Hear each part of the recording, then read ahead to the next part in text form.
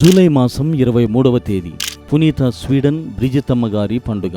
పునీత బ్రిజితమ్మ గారు స్వీడన్ దేశంలోని ఒక మంచి క్రైస్తవ విలువలకు కట్టుబడి అమితమైన భక్తి విశ్వాసాలు దాన ధర్మాలతో గొప్ప పేరుగాంచిన న్యాయమూర్తి కుటుంబంలో జన్మించారు.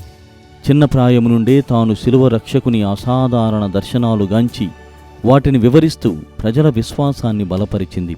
యుక్త వయసు రాగా తల్లిదండ్రుల ఆజ్ఞానుసారం వివాహం చేసుకుని వారికి కలిగిన సంతానాన్ని క్రైస్తవ జీవిత విధానంలో పెంచారు.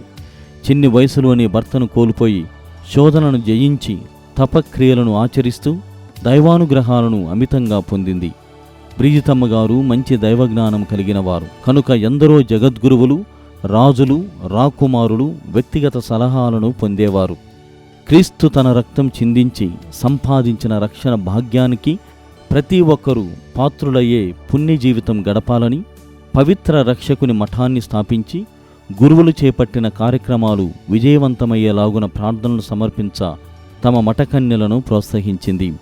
పునీత బ్రిజితమ్మ గారు తన కుమార్తె అయిన పునీత కత్తరీనమ్మ గారితో రోమాపురి సందర్శనానికి వెళ్ళి అక్కడే స్వర్గస్థులై పునీత పట్టం పొందారు. పునీత బ్రిజితమ్మ గారు